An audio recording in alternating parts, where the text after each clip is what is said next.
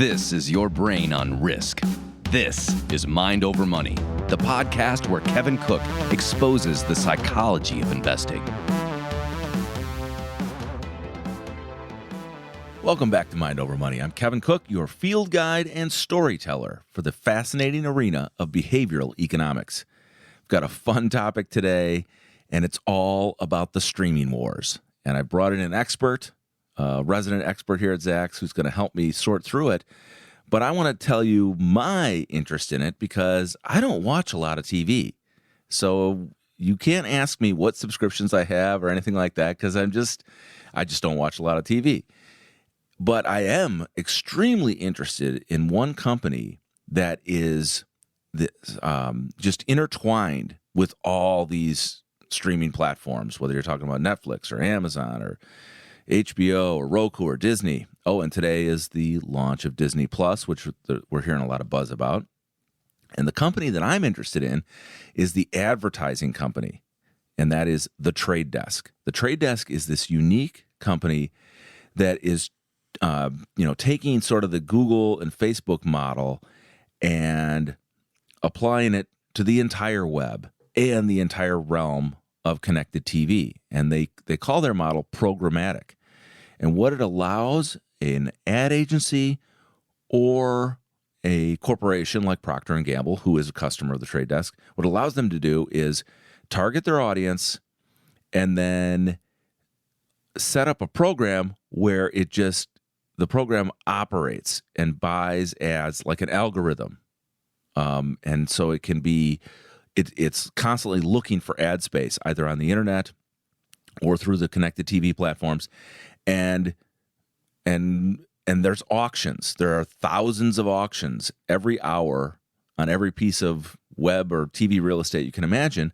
And this is what the Trade Desk programmatic platform does. They, in advertising, they used to call it a demand-side platform, and this is the next iteration of it. And the reason I'm really excited about the Trade Desk is because, when you think about a new product that is a new category, say like the smartphone, it all of a sudden creates this new market that didn't exist before, and it's, makes Apple worth nearly $1 trillion and selling 200 billion worth of iPhones every year, and Samsung as well too. But it's hard to have a category killer and then have this giant market that never existed. I mean, if you think about it in food, whether it's a grocery store or a restaurant or something, they can't exactly grab all the market share. Same with clothing or energy or software.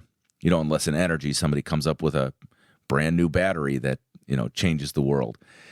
But the advertising market is like 750 billion, and the programmatic aspect is less than 50 billion. So the Trade Desk is taking over, and because the new model is the way things are going digitally, and the reason that Google and Facebook are what they are is because of all the advertising they sell. They sell together. They sell 125 billion worth of digital advertising a year, and that's over half of that market.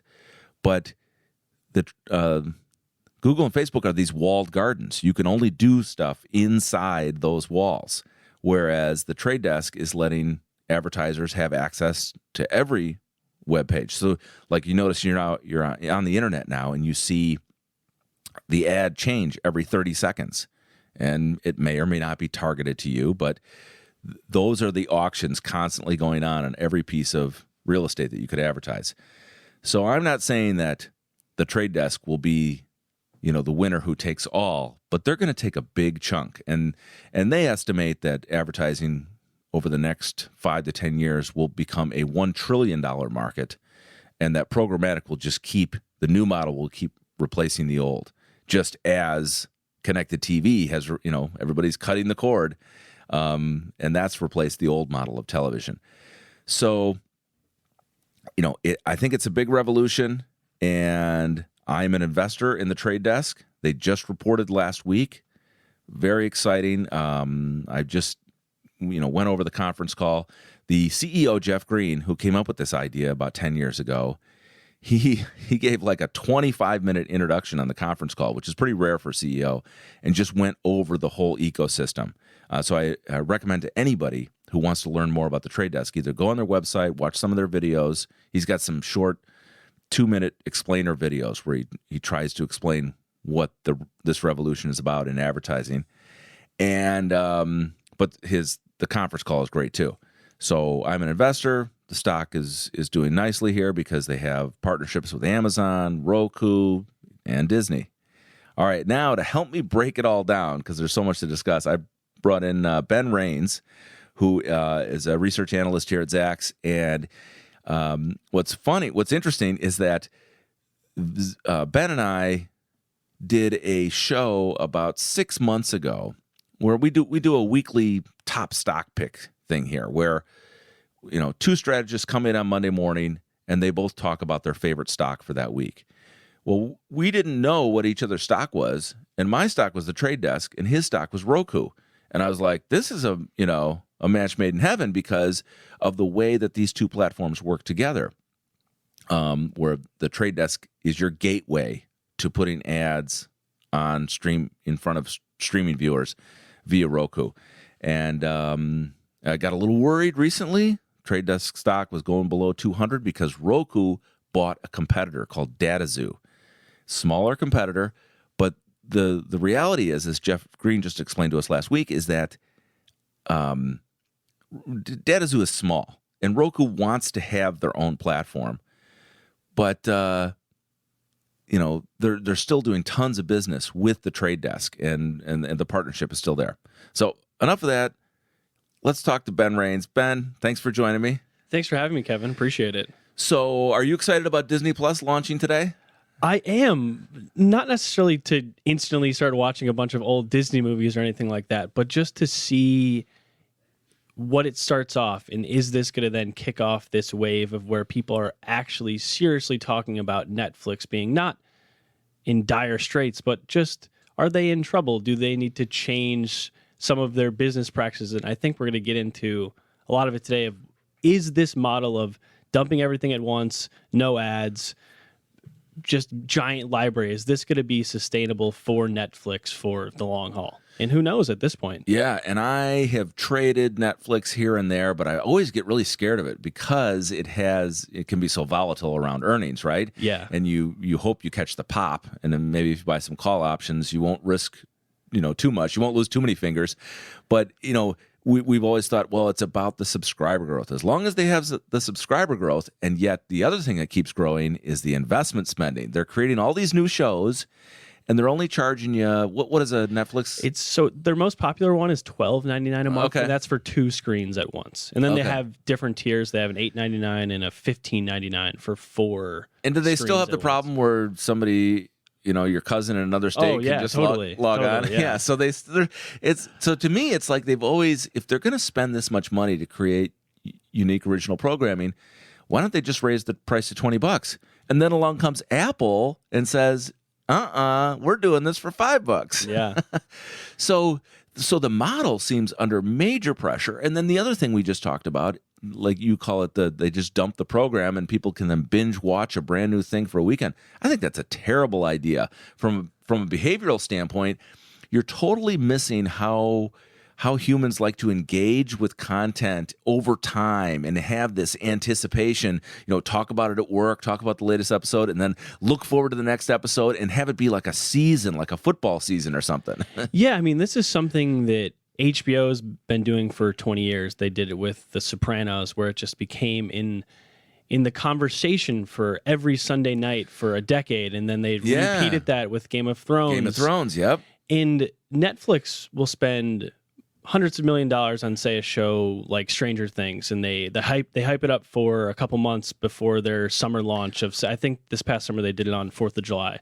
And then they just dump all 10 or 12 episodes at once. And most people, if they're really excited, watch it all either that night or that weekend, and then it's over. Right. And you've spent all this money and all this advertising hype, and then no one's talking about it anymore because they've just watched it all at once. You don't even remember necessarily even what happened because you're not thinking about that episode after it's over. You're just right on to the next one. It even has the little thing where it's it'll instantly play the next one for you. I mean, that's their whole model. And from my perspective on the behavioral point of view is that you lose that emotional affinity, that connection. It's like dating, you dating is not one weekend and you're off to the next. It's a long-term thing. Yeah, and I think that Apple and Disney both showed you that they think that model is not where it's going, because Apple TV Plus rolled out on November 1st.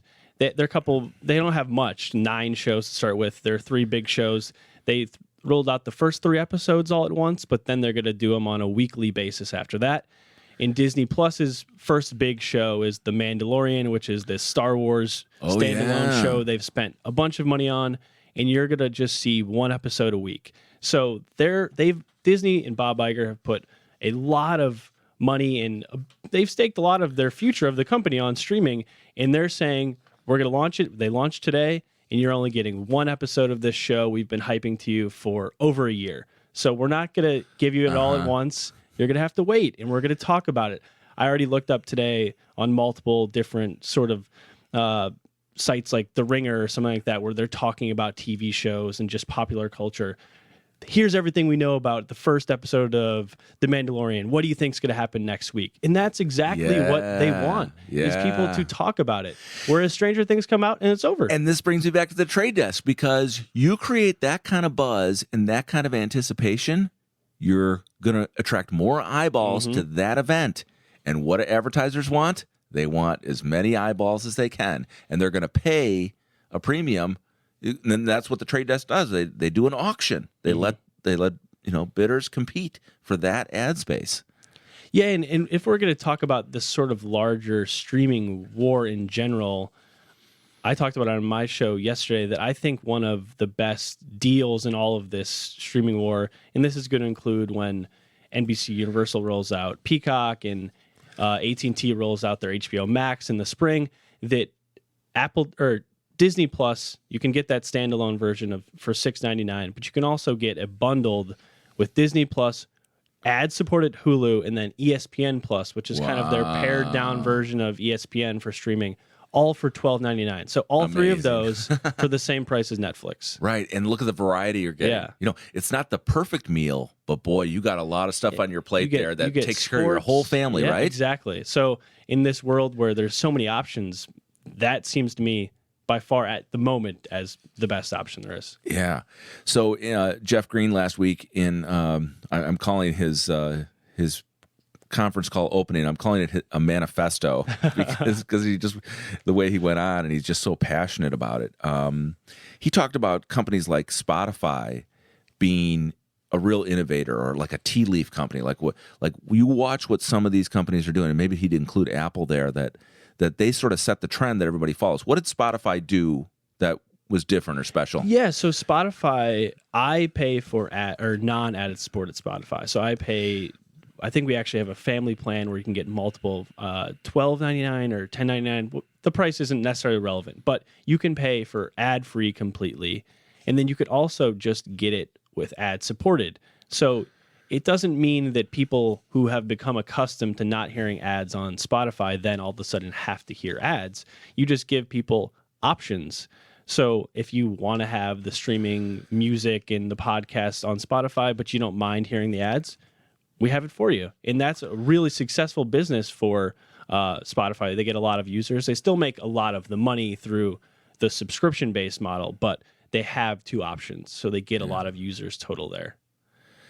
Yeah, and I was thinking of what Netflix is up against, and we're going to talk about what Jeff Green says about Netflix. Oh, but I want to mention with Spotify is the fastest growing segment for the trade desk was audio, 162% year-over-year growth, and he says that will just keep going because that's not just music; it's also podcasts.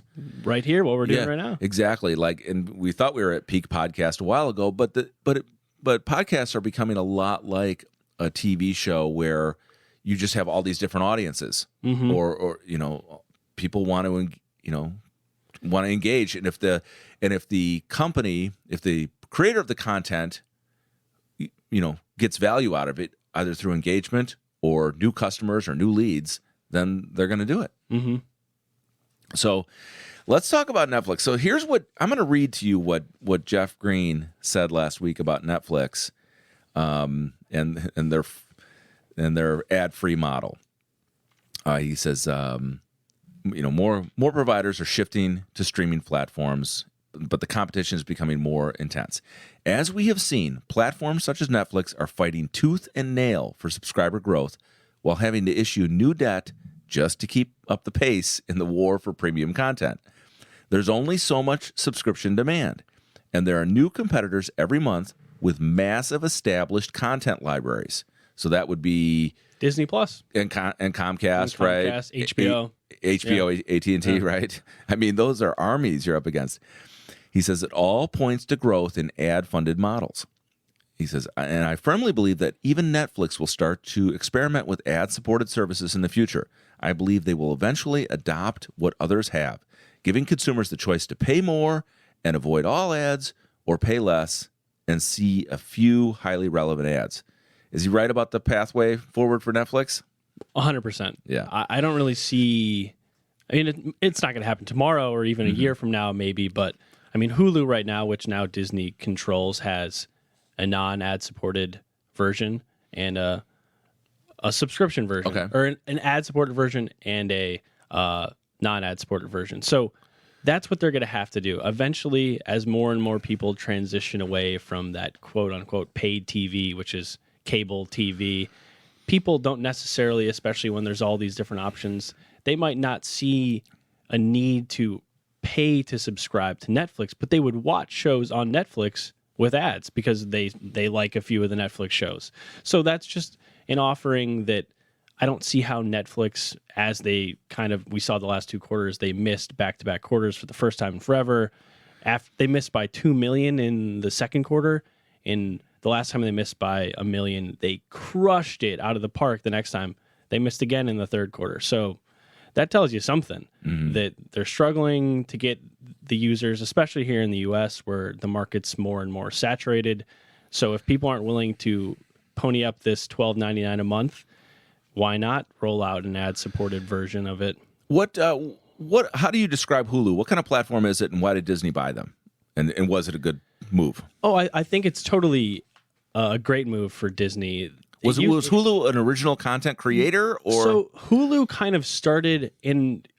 I might be wrong on some of these dates. Hulu started kind of popped up around when Netflix first started going on. Their just DVD mail to your house, which seems like a different era, right. It seems like forever ago. The old days. Yeah.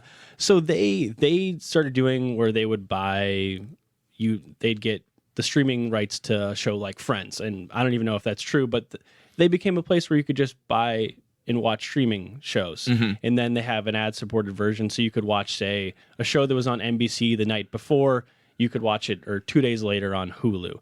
And it used to be that a bunch of the different companies all owned parts of Hulu, like Fox and different companies owned a part of Hulu.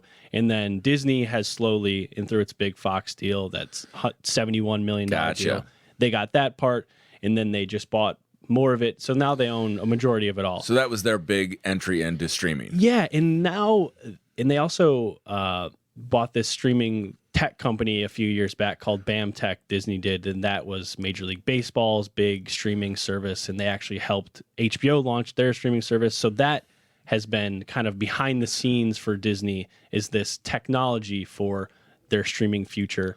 But going forward, Hulu is going to be where Disney launches what they call their more adult-focused programming. Disney Plus is going to be that family-friendly thing, and Hulu is going to be where they roll out all the Fox their programming. HBO or their Netflix. Yeah, because they had that big Fox deal. So FX is, you could kind of say it as like the cable version of HBO. That's where all of that programming is going to live, is Hulu. So that's why this partner, or this kind of bundled package of Disney Plus, Hulu, and ESPN Plus is kind of a home run right out of the gates. You have that family aspect of Disney Plus with the Marvel and the Star Wars and the Pixar, and then you have the adult-focused programming on Hulu, and then you get some of your live sports on ESPN Plus. It's such an exciting move to me as an investor, like strategically. I mean, obviously the consumers and viewers are. I heard Even our engineer here, Danny, said he's already grabbed Disney Plus and dropping Netflix. Yeah, so that's today. Yeah. Right. And I mean, how many more millennials are doing that? But from a business standpoint, strategically, it just seems like, boom, Disney just laid it down. And we were like, Apple what? Apple who? I mean, but, Apple will obviously, gain a following. But, this was a big deal. Yeah. I mean, in Apple, as you know, they don't need to make any money on Apple TV ever, and they could drop it tomorrow. It wouldn't matter. Exactly. So I see maybe long term. And they rolled it out for $4.99 a month. You get it free if you buy a new iPhone. So they're going to get a lot of people doing it. It's the holiday season. You get a year subscription to Apple TV Plus. So for $4.99, it's gonna grow. Yeah. Their content libraries. There was only 9 shows. It's slowly gonna grow and grow. They have some big names on there already: Jennifer Aniston and Reese Witherspoon. Right. They're paying. There's going to be Steven Spielberg shows. So they're going to be there long term. I think, but just not. And you're exactly right. Yeah. They have the luxury. They don't care. Experimenting with this for 5-10 years. Yeah, they're not taking on debt like Netflix to fund their core business. Yeah. Netflix is looking desperate compared. Yeah. So Apple can just sit back and relax and experiment. And just like, because Apple's real thing, they built that $1 billion spaceship out in Cupertino. Yeah, I love to call it a spaceship. That they're working on what comes after the iPhone, because they have to figure that out. Is it going to be, an earpiece, virtual reality glasses, what? And that's their main focus: is how do we replace this $200 billion a year in phone sales? Yeah, and in another company that's also operating in this same realm, and they see streaming video kind of as an ancillary side project, is Amazon, which we haven't even talked about. Oh, right. Amazon Prime Video is included in your monthly Amazon Prime subscription. So most people are getting Amazon Prime and they're using it for those delivery deals and those deals on various e-commerce goods, whatever people are buying on Amazon nonstop all day, every day. And they're just throwing in their streaming service for free, which at this point, people don't talk about it that much. They have their own original programming. Some of the shows have been relative hits, but that long term, and I've talked about this before, is that they have spent money on that live sports aspect as well. So you can watch Thursday Night Football on Amazon Prime, streaming on Amazon Prime. They've actually bought up rights in the UK to Premier League soccer over this Christmas period that's going to start this year, which is, some people will not understand. It would be like if some British company came into the U.S. and bought the streaming rights for Thanksgiving football. It's kind of like that big of a deal. So the people in the U.K. are going to be able to only watch this big set of soccer games on Amazon Prime this winter, which is kind of a big deal. So I think that's another company that's kind of flown under the radar of the streaming business, where this is not their main business by any means. In long term, you have, I think the only companies that are really doing it are Disney and Amazon, because they offer that live sports aspect, which is really the only reason anyone's not cutting the cord to begin with, because you don't need to watch any show on TV exactly when it premieres anymore, besides sports, because you're not going to watch sports 2 days later because it doesn't matter anymore if you already knows what happened. So I think that ability to have the best of both worlds is really, and this really brings in the advertising. So live sports is advertising. I'm glad you brought up Amazon. I'll say real quick on the live sports, the Trade Desk, TTD, has a partnership with Disney, and it's starting small, and we're not sure where it's going to go, but one of the things that they're talking about is, live ad auctions during games, because a game is unpredictable. Who knows what's going to happen in the 4th inning or the 11th inning of a baseball game, and that ad time hasn't been sold yet. So advertisers are going to come in there. It's an exciting game. Same with football going to overtime or whatever. So that will open up some unique opportunities. Now with Amazon, the Trade Desk also partnered with Amazon for Fire TV, and this is important. I mean, this is huge for the Trade Desk, which is only a $10 billion company, to have Amazon as a partner here. But what's also interesting is why Amazon did it. Amazon has already gets to see all the experience that Google and Facebook have had and getting in trouble with, advertising and people's data.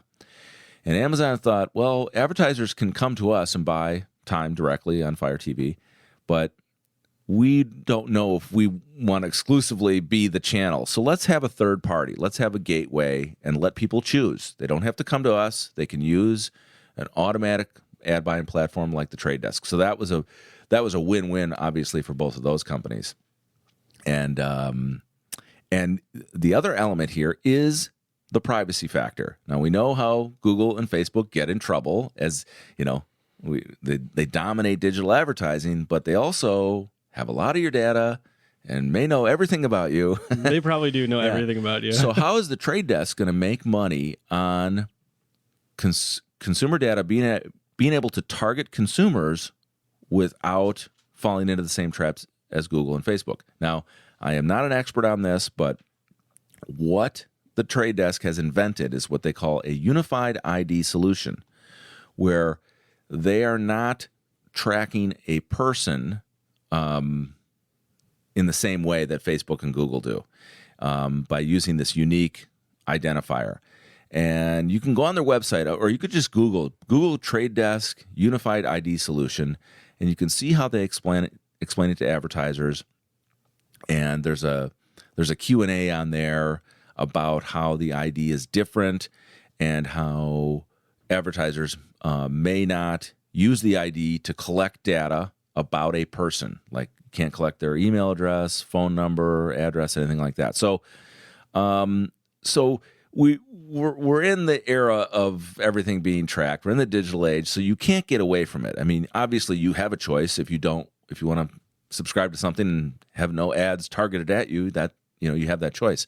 But if you're gonna do anything that's ad supported, and you allow advertisers to target ads to you, this is being done in a cleaner way, a less invasive way, where the Trade Desk certainly won't be collecting your data, and this is I don't know if it's the perfect solution, but right now it is an evolution beyond what Google and Facebook have done that I think is positive for the market. Yeah, and I'm sure it's just, as you mentioned with Amazon, that just with this sort of stench around Google and Facebook, that maybe the Trade Desk will get more people who are just like, I don't want to deal with for whatever various political reasons. That just, and not that that's their whole business model or anything, but they might get just a trickle out effect from people who just don't want to be in a business where who knows what's going to happen with those companies based on how much government pressure is going on right now. They're going to get hauled up before Congress again, I'm sure, at some point, and have to answer for privacy issues, data breaches, security, that kind of thing. I mean, think how many Facebook's, this is kind of off the topic, but their cryptocurrency, they were going to roll out, and they might still, but all those companies who were going to be partners, they've all backed out based on the political backlash already. And it was kind of just news fodder, and they're already like, we don't want to deal with this at all. So if there's anything of actual significance that happens to either Google or Facebook, the Trade Desk would definitely be someone to benefit from right away. Yeah, and the Trade Desk also just likes to be as neutral as possible. They work with advertising agencies, but they'll also let a corporation like Procter and Gamble, have access to the platform and do their ad buying that way. So, it's almost like they're becoming a utility if all these streaming platforms are going to, or not, I shouldn't say all of them, because some may not, Trade Desk may not have access to some of them, but in a certain sense, they're like a utility. Listen, we're going to wrap up here soon, but the last thing I have to ask you about is Roku. So not too long ago, Comcast comes out and they're going to have a little box and it's going to be free and whatever. And I think this must have been, was it in? Yeah, there was a specific day. It just popped. It was in. They fell off the map real fast. It must have been early September, because I saw the stock drops from $175 down to $100 in about 3 weeks. And I mean, if you didn't think this was a Roku killer, the price was telling you. Yeah. And people were like, Roku's going to go to $50 now. It's all over. What were your thoughts at the time? I wasn't worried about it at all. I mean, Comcast was going to give away something they were charging you $5 a month for anyways, but Roku has just been established. They have so many things that are already built into televisions. They have bigger market share than Amazon of these streaming devices. So that's not just going to disappear overnight because Comcast, in an effort to try to lure some people to their eventual new streaming platform for free, is just going to make people throw their Roku away that they already have. And the Roku devices aren't expensive to begin with, so it's not like anyone's shelling out $100 to buy a streaming TV player.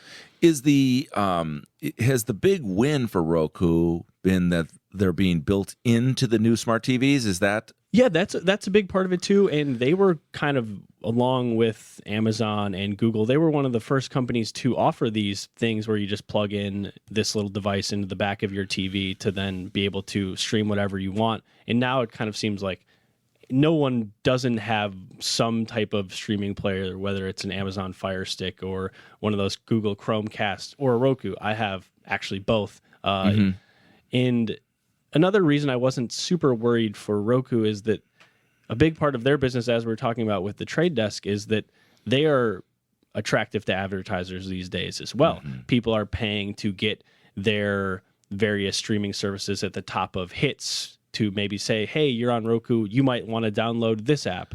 And they also have their own Roku channel, which is a ad-supported platform as well. So they're offering free movies and TV shows to anyone who has a Roku, but there's ads.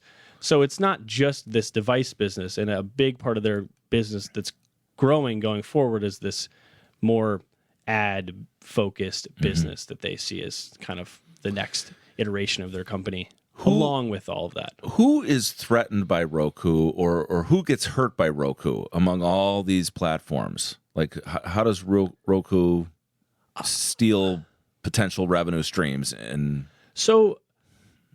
this is something that people get mad at Apple for, and what Netflix gets mad at Apple for is they take a percentage of, if you download HBO on Roku, they get a percentage of that sale. That's what Apple TV does as well. So if you buy Netflix through Apple TV, Apple takes a percentage of that Netflix purchase. That they're getting sued for that right now, Apple, because they take so much of those downloads from those people. So that's really the only thing that they would be really taking from, is that, so if you buy HBO on Amazon Fire, then Amazon gets a little bit of that purchase every time. So they're not necessarily stealing any business from anyone, unless Netflix, which they don't have their own plug into the back of the TV streaming quote unquote player. So it's not like Netflix is hurting because Roku's doing well. They don't have any incentive to not work directly with Roku. In fact, if they weren't working with Roku and weren't available, they lose a lot of people, because then they wouldn't even have access to even download Netflix. Right. And just watching the price action in Roku since that went down to $100, I was looking at buying it there, and I was looking at other things, and all of a sudden the stock just took off, and in 3 weeks it was back to 150, and then it gapped out on earnings and has almost recovered that. So this tells me that a lot of large investors who look out 2-3 years, they still love the Roku model. And they're just starting to expand internationally, and that's something their CEOs talked about for the last couple of quarters, is we're spending money to get outside of North America. So I saw that happen in one day, where it was the stock's down some unreasonable number because Comcast says they're going to offer a $5 thing for free. Oh no, it's all over. Yeah. All right, Ben, thanks so much for joining me today. Thanks for having me. A lot of good stuff here. If I just had to sum up, I would say, hey, Netflix, that stock price and that valuation could be in trouble. They've got a lot of stuff to figure out. Amazon and Apple are obviously fine. TV is like a side project for them. Disney is hitting a grand slam here. Roku, as we talked about, is fine. And then my favorite company of all is the intermediary, is the trade desk, is the advertising platform to get it all done and let people make money off of their content. All right, Ben. Good discussion. We'll probably have to revisit this in a couple of months as the topsy-turvy world of the streaming wars For sure, yeah. goes on. All right, we'll talk to you soon. This material is being provided for informational purposes only, and nothing herein constitutes investment, legal, accounting, or tax advice, or a recommendation to buy, sell, or hold a security. Do not act or rely upon the information and advice given in this podcast without seeking the services of competent and professional legal, tax, or accounting counsel. Publication and distribution of this podcast is not intended to create, and the information contained herein does not constitute an attorney-client relationship. No recommendation or advice is being given as to whether any investment or strategy is suitable for a particular investor. It should not be assumed that any investments in securities, companies, sectors, or markets identified and described were or will be profitable. All information is current as of the date herein and is subject to change without notice. Any views or opinions expressed may not reflect those of Zacks Investment Research as a whole.